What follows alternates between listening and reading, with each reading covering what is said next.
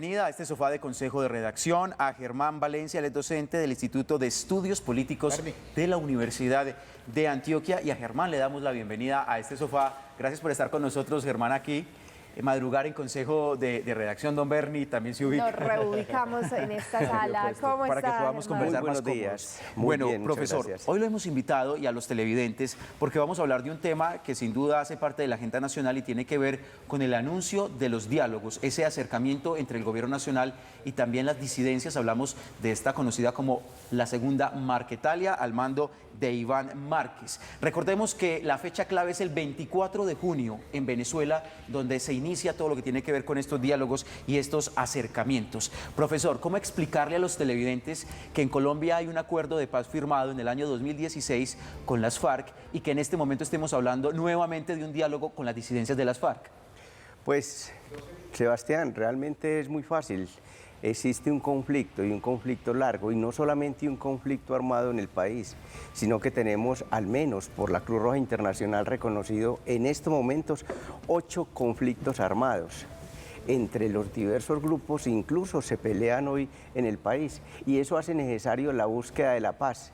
Quedó 2 frentes, digámoslo así, de trabajo con la paz en torno a las FARC. El primero de los frentes fue lo que llamamos las disidencias, que es el Estado Mayor Central.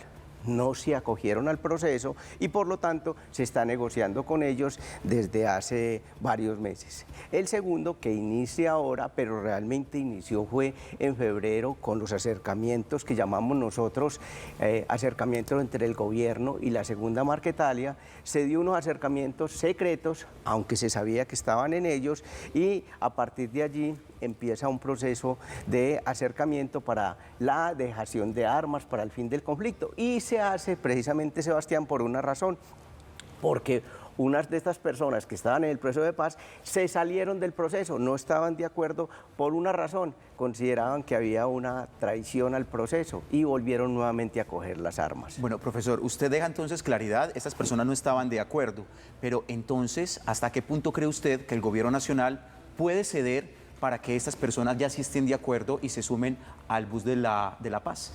Hay que intentar por todos los medios construir la paz en el país, y el gobierno de Gustavo Petro planteó en lo que llamamos la política de paz total desde noviembre de 2022 que era posible la negociación política con diversos grupos. Dentro de ellos estaba el ELN, estaba la segunda Marquetalia, que lo nombró, le dio ese carácter político que era importante, también con el Estado Mayor Central, incluso con la paz urbana y las diversas organizaciones que esta semana precisamente cumplieron ya un año de instalación, por ejemplo, en la cárcel de Itagüí.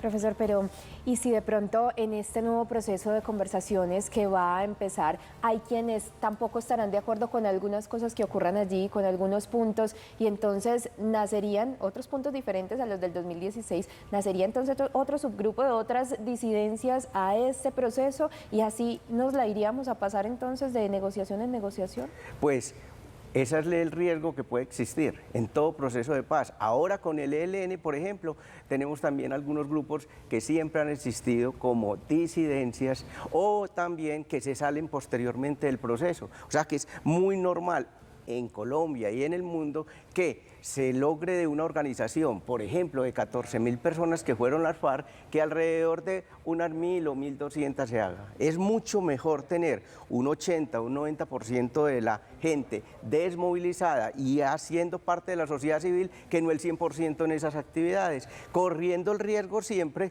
de que de pronto algunas personas se salgan del proceso o no firmen, como puede ocurrir.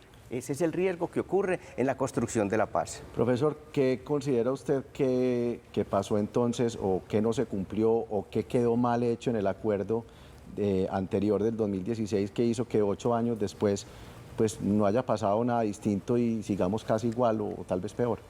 El problema que hubo con esto que llamamos nosotros los reincidentes, algunos dirían más catastróficamente los traidores del proceso de paz, es que no estaban de acuerdo con un componente que sigue siendo problemático y es el tema de la justicia transicional.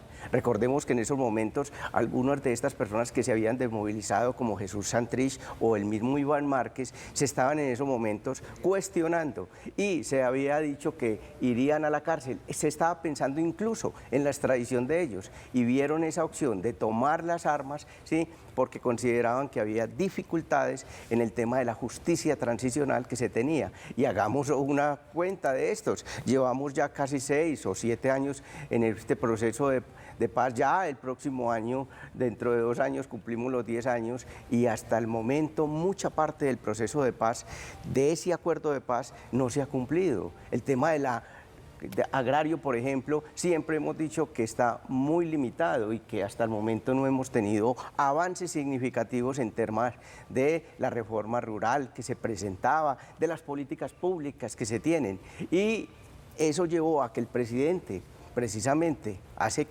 algunos 20 días, estaba diciendo que decía que el Estado colombiano le estaba incumpliendo al proceso de paz. Sí.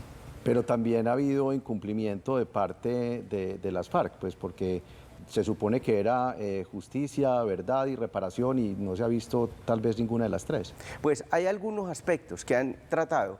Según el Instituto Kroc de investigación que hace un seguimiento, el punto 3 del acuerdo, que es la desmovilización, ¿cierto? La reincorporación política, económica y social se ha cumplido. Es tal vez el punto donde más se avanzó y más rápidamente en menos de un año. Pero hay problemas que tenemos con el tema de la justicia especial para la paz, porque es un proceso más largo. Se demora, ese proceso dura alrededor de 15 años y se puede extender por 5 más. Y ahí es donde hay mayores dificultades que se tiene, porque la gente quisiera ver de inmediato la reparación y en eso están trabajando, la verdad, la justicia y la no repetición que se tienen, pero eso es un proceso más corto, más largo y que requiere de mucho más trabajo por parte de las personas. Sin embargo, diríamos nosotros, en cumplimiento de lo que ellos acordaron, efectivamente están ahí, brindando, digámoslo, las versiones, ayudando con la verdad y haciendo todo el proceso de sanación que es tan importante en la sociedad. Profesor, hay un tema que es clave en esta discusión y son las víctimas. ¿Cómo las víctimas interpretan, ven lo que está pasando en el ámbito nacional con todo este tema del proceso de paz? Por eso vamos a ir al territorio, a las regiones. Tenemos un cubrimiento especial, especialmente desde el norte y también desde el oriente del departamento de Antioquia. Ya van a ver ustedes a nuestros compañeros. Estamos hablando de Wilson Cartagena y también de Isabel Cristina Acevedo. Vamos a iniciar precisamente por Isabel, que está en el oriente, en el municipio del Carmen de Viboral.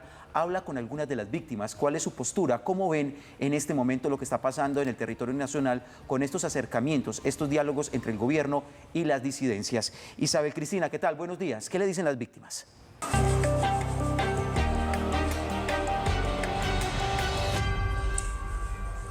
Compañeros televidentes de Consejo de Redacción, tengan todos ustedes un muy buenos días. Desde el municipio del Carmen de Viboral también se habla de esta mesa de diálogo que se instalará próximamente en el país de Venezuela, precisamente con esta segunda Marquetalia. Pues recordemos que en el Carmen de Viboral, según el Registro Único de Víctimas, habitan cerca de 12.600 personas que fueron víctimas del conflicto armado. Pues hablamos con una de las representantes de las asociaciones que hay en esa localidad frente a su punto de vista. Y aquí está en Consejo de Redacción. Hablando del tercer acuerdo de paz, vemos que se han presentado 3 en Colombia. El primero con el presidente Andrés Pastrana, que le cedió toda la tierra del Caguán a las FARC. El segundo con el doctor Juan Manuel Santos, que también todas las condiciones, todos los beneficios fueron para las FARC. Y ahora el tercero, que lo propone Iván Márquez, que vemos que le ha hecho tanto daño al país, pero ¿quién no va a tener una oportunidad? Claro, pero una oportunidad que sea concertada y concretada con las víctimas también, que a la final fuimos las que pusimos el dolor en Colombia, que queremos un proceso de paz que no sea fallido, que llegue a su normalidad, que llegue a su final, pero que tengan las condiciones tanto para las víctimas como para todas esas disidencias. Esta es la opinión de una de las representantes de las víctimas del conflicto armado en el municipio del Carmen de Viboral. Hay opiniones también divididas frente a esta situación dentro de la localidad. Recordemos que para esta fase de diálogos el gobierno del presidente Petro ha pedido que esta vez sea muy organizado y que se tenga certeza de la finalización del conflicto. Desde el Carmen de Viboral, para Consejo de Redacción, Isabel Cristina Acevedo. Continúen ustedes con más información. Isabel, muchísimas gracias por la información. Claro que sí, estamos haciendo este cubrimiento desde diferentes subregiones. En este momento vamos a ir al norte con Wilson Cartagena, él está en Ituango, para que nos cuente también cuál es el panorama de allí desde el norte de Antioquia con respecto a este tema de las víctimas y este proceso de paz que va a comenzar. Wilson, muy buenos días, ya está con nosotros, adelante. Compañeros televidentes, buenos días. La situación que se presenta en Ituango es que las víctimas superan el número de habitantes. Según cifras, son al menos 25.000 habitantes, una cifra inferior a los más de 35.000 personas que aparecen en el registro único de víctimas. A todo esto se suma el subregistro, pues muchas de las personas desplazadas pasan de largo hacia el interior del país, tras las amenazas de los grupos armados que por décadas han afectado la tranquilidad en este municipio del norte de Antioquia. Pueden existir efectivamente, en caso de que lleguen a entregar las armas, pues un grupo disidente, como han pasado no solo aquí, sino en la firma de los acuerdos de paz en el resto del mundo. Esperamos pues que la tierra, que ha sido un problema de discusión política durante muchos años en nuestro territorio, en todo el país, especialmente porque no se ha hecho una reforma rural integral efectiva, pues que este caso pues no sea el efecto que lleve a nuevos grupos a entrar nuevamente en la guerra, que los acuerdos que se firmen pues se cumplan y con ello logremos disminuir la cantidad de disidentes que se lleguen a presentar. No toda la gente es escéptica, pues hay quienes creen que los diálogos de paz permiten una armonía entre las comunidades que por años han vivido bajo la zozobra y la incertidumbre tras la presencia de los ilegales. Esa es toda la información desde el municipio de Ituango. Continúen ustedes con más. Muy buenos días. Wilson Cartagena, muchas gracias por ese reporte de Ituango. Profesor, yo creo que todos los colombianos queremos la paz. Yo no creo que haya nadie que quiera algo distinto. Pero entonces, ¿qué podríamos esperar de estas nuevas conversaciones? ¿Qué podría pasar que realmente nos dé no una paz de 10 minutos o de un año, de 2 años, sino una paz que realmente dure para Colombia? Pues Isabel decía muy bien que lo que buscamos es que aprendamos de los procesos anteriores. La persona que estaba hablando, la señora que estaba hablando desde el Carmen, nos hablaba de 3 procesos. No son 3 procesos de paz que hemos tenido ni 3 gobiernos. Venimos trabajando desde 1981 hasta hoy, de manera consecutiva, cada gobierno en trabajar por la paz. Se ha logrado desmovilizar al menos 10 o 11 grupos armados que fueron muy importantes. Tal vez el más grande es el de las FARC, pero también se logró negociar con las Autodefensas Unidas de Colombia, que fueron cerca de 31.000 personas que dejaron las armas en esos momentos, y es muy importante. ¿Qué hemos hecho durante todo este tiempo? Aprender cosas, y esas cosas que hemos aprendido las estamos implementando. El gobierno Petro acaba de mandar la idea de aprendamos y apliquemos lo que se ha hecho. Primero, hagamos unos acercamientos muy claritos donde establezcamos una agenda. Ahora se tiene una agenda de 5 puntos con la segunda Marquetalia. Además, establezcamos unas reglas claras de cómo van a ser los ciclos. Se va a iniciar un ciclo, ahora lo decía Bernie, desde el 24 hasta el 29 de junio. Y cada mes van a haber un ciclo de negociaciones donde se negocien los 5 puntos que se tienen. Y otro de los asuntos,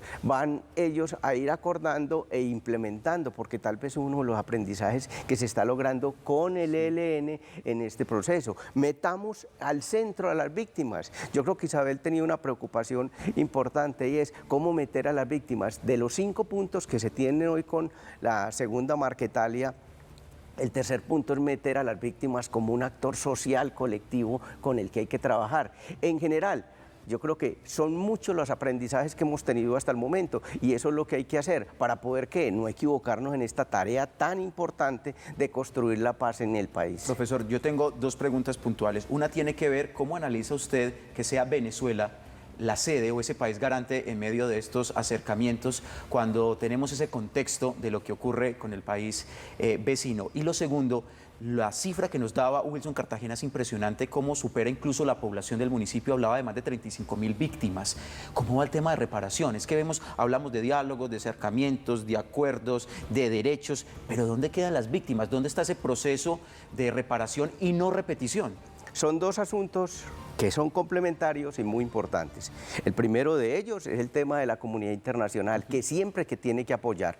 Y si hemos aprendido algo desde 1991 hasta hoy, es meter la comunidad internacional como grupo de amigos que nos traigan toda la experiencia y todo el conocimiento. Cuba siempre ha estado presente porque es un país que nos presta el territorio para negociar y segundo, que tiene un conocimiento muy fuerte de procesos de paz, lo mismo que Noruega. Siempre en todos los procesos de paz, como en este, se le une un país muy importante que ha sido Venezuela. Siempre en los procesos de paz ha intentado estarlo, a pesar de las dificultades que hemos tenido. En Tlaxcala o en Caracas, por ejemplo, que tuvimos los diálogos de acercamiento cuando nos fuimos del país con las FARC, ¿cierto? Y el ELN se tuvo acercamientos y Venezuela participó desde allí, nunca ha dicho no a un proceso de paz y lo tiene en buena parte debido, uno de los aspectos porque le afecta la guerra, buena parte de la guerra se genera en su frontera, allá es donde hace parte hoy o está enfrentado el ELN con el Estado y además la segunda Marquetalia también, incluso sí, el Estado Mayor Central también hace presencia allí y los grupos paramilitares hacían presencia allí. Entonces tenemos nosotros un país que le interesa hacer la paz y por eso la presencia que tiene con las dificultades, yo creo que Sebastián es con las dificultades que tenemos con un país que ha tenido dificultades durante este tiempo y que le hemos manifestado. Quien se apoye la paz, quien esté dispuesto a trabajar por la paz, hay que ayudarlos y más un país como estos, y hay que aceptar el apoyo frente a esto. Ese es el primer asunto. Y el segundo, que yo creo que siempre ha sido central, las víctimas. Las víctimas es un asunto que se ha ido cada vez más fortaleciendo en el país. Teníamos en el 2003 una desaparición de las víctimas porque no las teníamos en cuenta en ningún momento en el proceso de paz y sin embargo se centraron y se han colocado en el centro de cualquier proceso de paz. Ellas tienen que participar en todo el proceso, desde la primera parte, tienen que tener en cuenta hasta el final. Sí, pero profesor, en el caso de Venezuela son muchos los fantasmas o los velos que aparecen. Por ejemplo, las investigaciones o las denuncias que se han hecho en relación a un posible apoyo en algún momento por parte del gobierno de Maduro, por ejemplo, a estas estructuras armadas como las disidencias o también pues, las guerrillas y demás. ¿Cómo uno puede hablar de coherencia en ese sentido, hablar de un proceso de paz cuando hay mantos de duda en relación al gobierno de Venezuela?